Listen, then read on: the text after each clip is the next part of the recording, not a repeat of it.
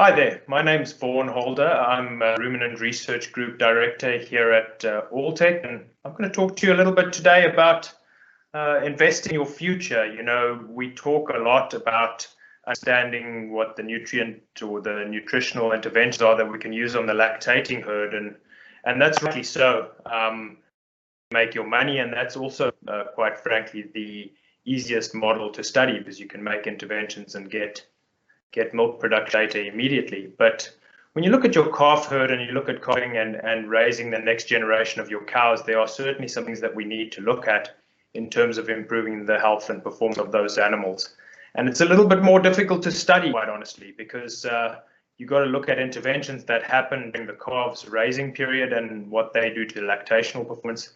And we can even look as far back as looking at what that calf's mother or the dam received while the calf was in utero, and that has on the performance of that calf later in life. So those are a bit more difficult to study, but it's still very, very important because, as we know, maternal imprinting effects and even rearing effects can have quite a profound influence on future performance of these animals. So certainly an area that we should not be ignoring.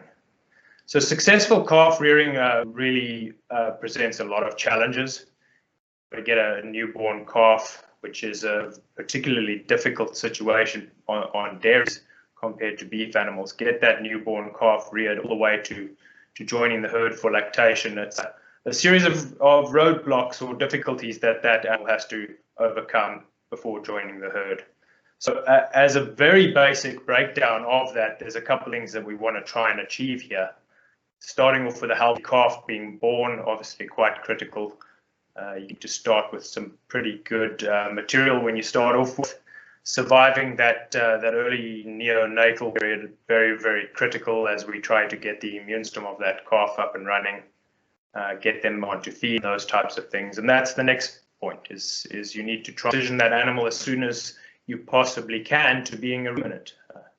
You don't want to feed you don't want to be feeding that animal very expensive milk protein for a large portion of its life. So it is important to get that animal transitioned to be a ruminant as quickly as possible. And then obviously after that period, we've got the challenges involved with breeding and joining the herd and entering their first lactation. So all things considered, a pretty stressful period. A lot of different changes have to happen to that physiological system to go from a newborn calf to a lactating heifer. So I'm going to break that down into some of the places where we have looked at technologies to intervene and improve the transition of those animals all the way through. But start off with a healthy calf. Certainly, this is a big one. This is probably where most of the losses happen, just in terms of total numbers. One of the primary challenges, as we all know, is that there's no passive immunity transfer in utero in cattle, as there is in a lot of other species. So that calf is born essentially naive to the environment that's around it and relies very, very heavily upon colostrum to achieve that early survivability. And we're all familiar, this is a figure from Penn State, we're all familiar with the fact that colostrum is only going to be lasting for that first 2 weeks if you manage to get the colostrum in the first place. Obviously, better quality colostrum initially is going to give you better cover for that first initial period. And then you have the active immunity of that animal coming in about 14 days and then really ramping up. So we've got this high risk period built in between here. This is the focus of a lot of nutritional programs for interventions. Anything that can raise the quality of either the initial passive immunity that comes through or improving the rate and the extent of the active immunity coming through later is going to end up with some pretty positive calf outcomes. So from our standpoint, from this research department, there are some things that we can do on both sides of this equation, but I'm going to start with the passive immunity because that's obviously very critical, with 1/3 of calf deaths happening because of this failure of passive transfer. So it's all about improving the colostrum coming in, the quantity, the quality of colostrum that is fed to that cow in the first 24 hours is going to be critical to the outcome for that cow. And as we have seen multiple times with these types of technologies, we are able to regulate the amount of of immunoglobulins in that colostrum, and consequently the amount of immunoglobulins that end up circulating in the calf circulation, which is the critical endpoint there. This is important. Calf, the colostrum that is going in is not just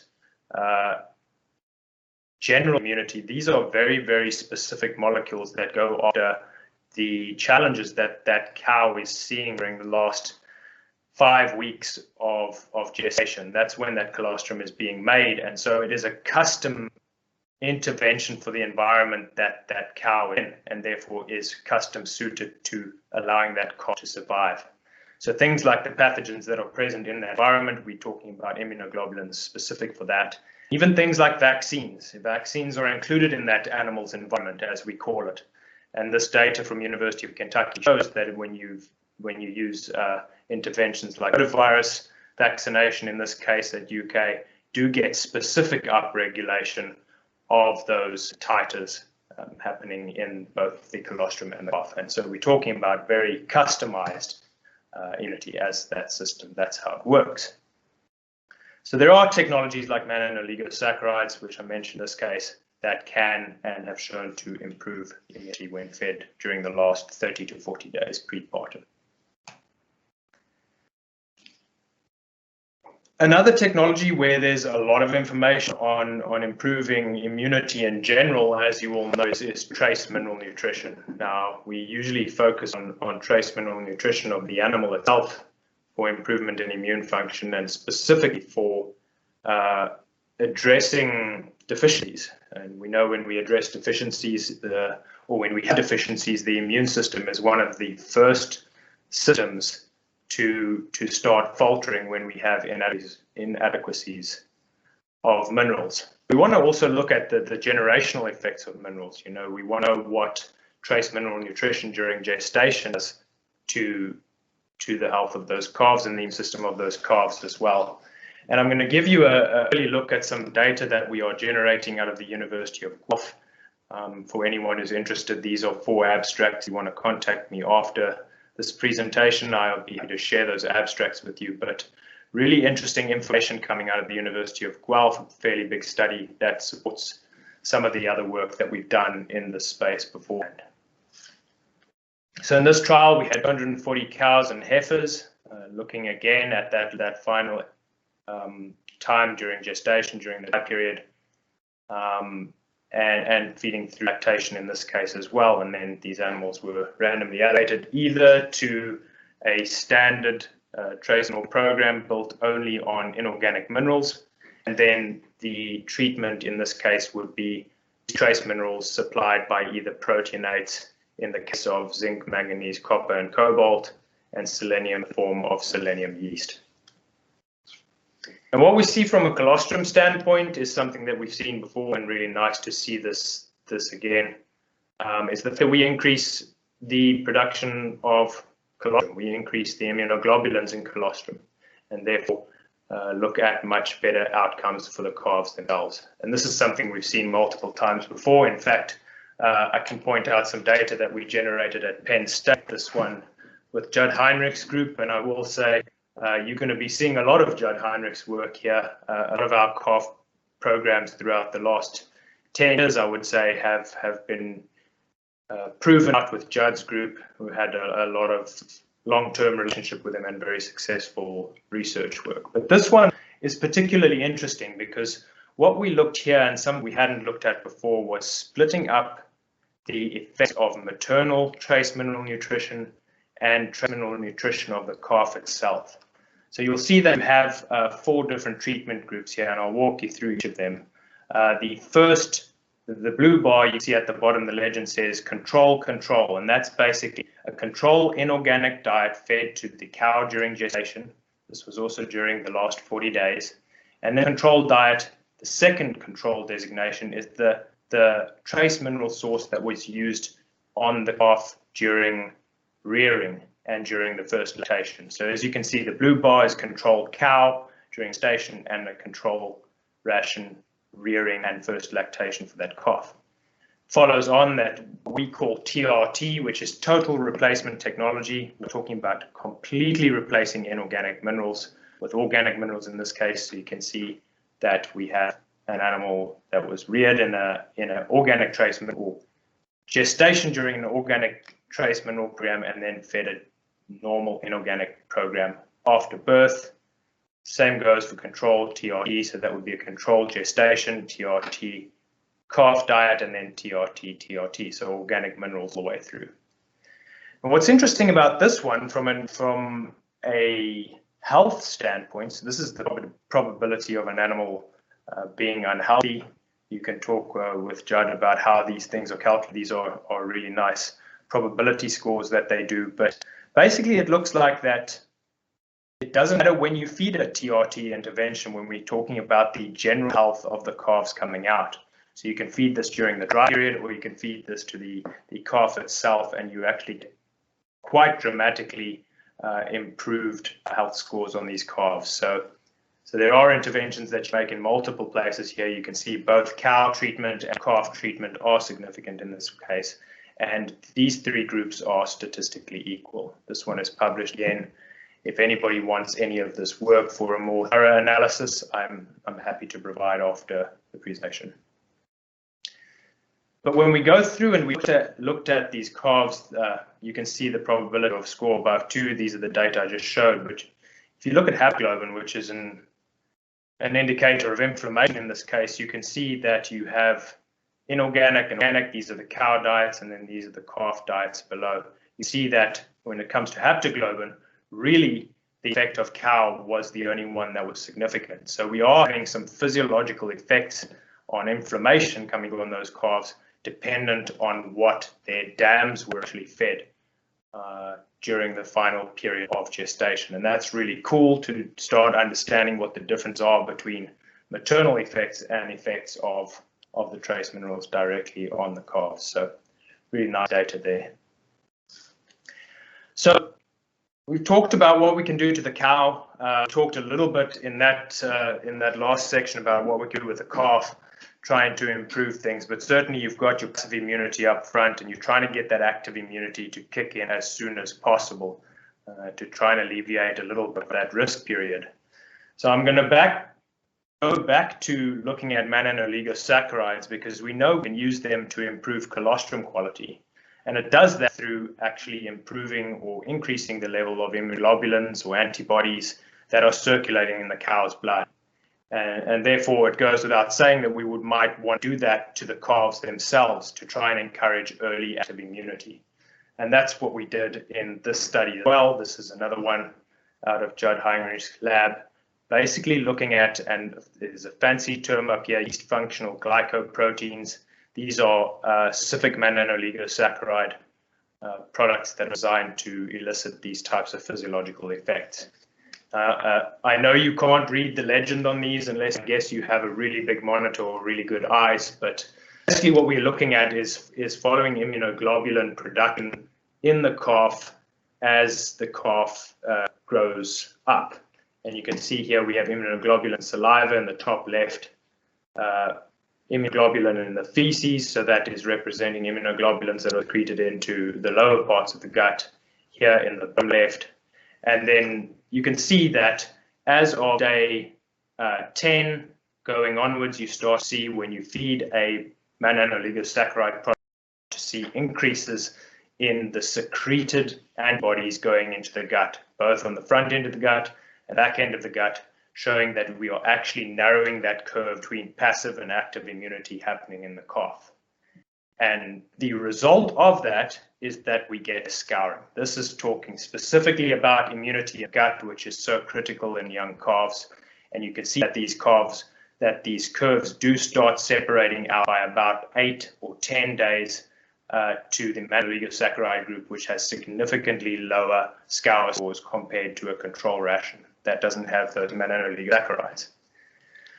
So this is certainly an intervention that has some effects on these animals. As you can imagine, gut is the interface in between the nutrition that we provide and the outcome that we actually want in these calves at the end of the day. So it perhaps should not be surprising that when we do fix that barrier, we get that barrier healthy, we get the scouring under control, that we do actually see performance benefits as well. And that's exactly what we saw here. You can see responses both in average daily gain in these animals as well as feed efficiency. And that's not surprising. When animals are scouring, there's not much time for that feed to be efficiently utilized. So when you're addressing scours, you're addressing feed efficiency at the same time, and you get some pretty positive outcomes. So those are some things that we can do on that animal, that neonatal animal, getting the animal through the first 3 weeks of life, which is really, really critical. And anything we can do to soften blow during that period is pretty important. But once we get through those woods, there's not too long to go before the animal has to make a pretty dramatic physiological change. In fact, these are occurring to some degree concurrently. And particularly in dairy cows, we're talking about transitioning an animal from a monogastric to a ruminant as early as possible in that process. Now, we know from work that has been done over the years that is really critical in terms of developing a functional rumen is getting solid feed into that animal as soon as possible. And the research tells us that early grain consumption is one of the main drivers of that process. And the reason for that is because the bugs that ferment grains are typically the ones that are making the VFAs, propionate, butyrate, and especially butyrate is the VFA that is driving a lot of this change in the development of the rumen. The butyrate is driving the rumen epithelium to develop, to thicken, to develop papillae, that type of process. And so the issue that we have is that we can't just stuff these animals full of starch. We need to find a way, because there are break points on starch in these animals. And the idea behind this project was to try and understand what we can do to improve the efficacy of those grains on driving rumen development. And what we used here might surprise you a little bit. Typically, I think that enzymes are used to improve the digestibility of some component of a ration, particularly when we use them in monogastric applications. But in this case, it's a little bit differently, and I'm going to take a moment here to explain how this was developed and how we used it to improve rumen development in these young calves. So a typical fermentation of starch, as you probably well know, is that starch digesting rumen bacteria will take over that fermentation of that starch. And as we know, those bacterial populations that are driving that starch digestion are typically preferentially producing propionate. That's typical in any situation when it comes to a calf developing rumen or a feedlot animal on a high concentrate ration.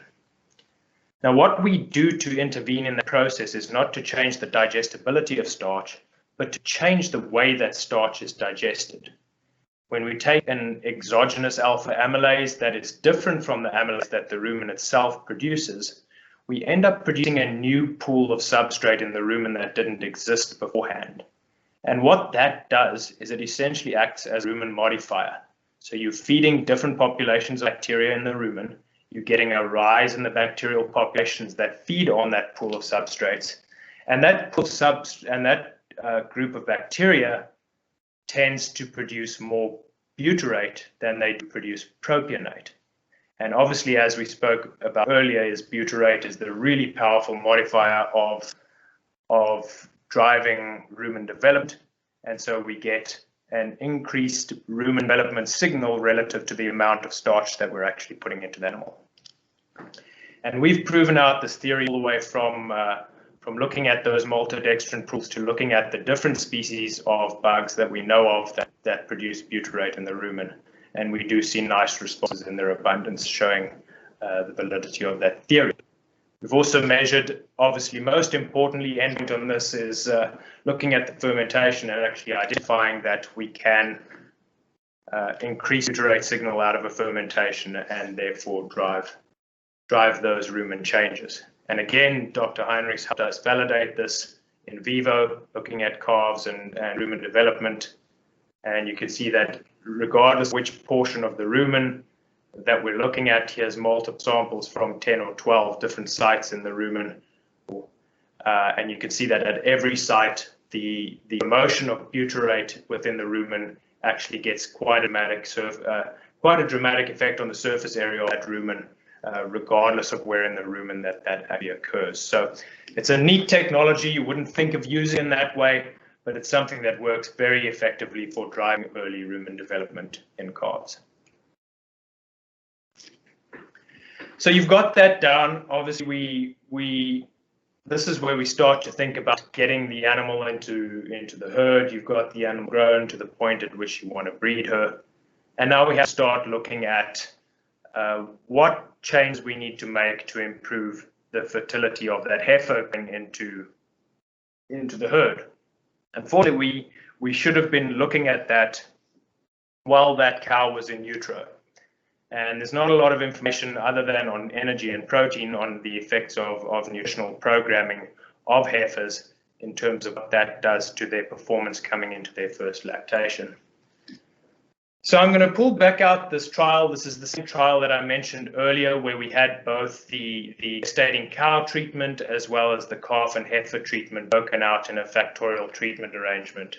So again, I'll just reiterate, we had at the dry cow level, control animal with inorganic sulfates as the base, and then a total replacement technology, as we call it, TRT, where we replaced the inorganic minerals, in this case, with proteinase and selenium yeast. And then the same thing at the calf and the heifer treatment stage. And as I said, all of this is published. Please reach out if you'd like to have those publications. So what we saw is really interesting. Here's the data that I showed you before. Obviously, we can intervene at either the cow or the calf stage to take care of the calf health. But what happens to the fertility of those heifers? I find this really interesting, is that this was solely a maternal effect. The effect of the ration that we raised and the calf on, the effect of the ration that we brought that heifer into her first lactation did not matter statistically at all when we are looking at the actual early fertility of those heifers.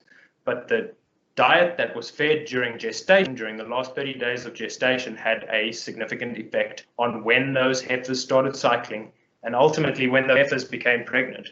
Looking at an average of 26 days earlier, when their mothers were fed TRT or total replacement minerals during the last 3 days of lactation.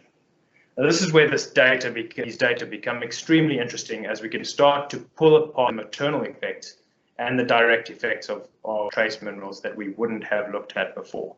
So really interesting stuff. We've actually got very similar data on the beef side showing essentially the same thing, and the fact that this actually magnifies over time when you are feeding a cow long-term into her second gestation. We get an amplification of the effect on her calves. A really interesting work, that. So I want to show the lactation data from the study as well, because we see essentially the opposite thing when we look at lactation. So these are the same treatments. I should have put them in the same color, but the same order of treatments: a control cow, control heifer, a total replacement mineral cow, and a control heifer. You can see that we actually had a tendency for an effect of maternal nutrition on future milk production by heifer calves. But it's not a dramatic effect. But the ration that you raised that calf on, and these calves were raised on the same ration and then were kept to that treatment into their first lactation, you can see that being on a TRT ration during that first lactation is one of the main drivers for production in this case. So really pulling apart these effects of direct mineral nutrition on that animal from the effects of mineral nutrition from a feed programming standpoint. So really interesting data set here. Looking at milk production directly, you can see that you can improve the milk production of these animals directly with a mineral intervention. Now, I think that there will be a lot of people asking the question as to why. We're not providing additional energy, we're not providing additional protein to these animals. So how is something like a trace mineral program actually driving milk production? And the answer to that, there's a lot of potential answers to that. Obviously, there's the theory about not spending energy on the immune system and therefore having more available left for production. I'm not sure I completely buy that theory. I think we might be looking at something a little bit more direct, and we have some evidence now actually out of the same set of studies that inorganic minerals may be inhibiting rumen fermentation to some degree. We have this information again from Judd's group showing increased VFAs when inorganic minerals are replaced with organic minerals in vivo.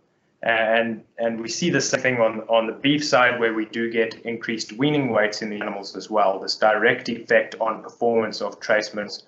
And I believe this has to be driven by rumen fermentation itself. And we are looking pretty in depth as to how that whole interaction and relationship works. It looks like there might be something interesting there for future research. So with that, I'm happy to finish this presentation off. A lot of really interesting research, most of it coming out of Judd's lab. That's not by mistake. He's been an excellent partner of ours, and we've done a lot of good research with him. So I would be happy to take any questions, whether there's a live question and answer session or even by email afterwards. Absolutely fine. Happy to share any information or any details about these studies with anyone who wants to learn about them. With that, I appreciate your time today, and hope you have a good day.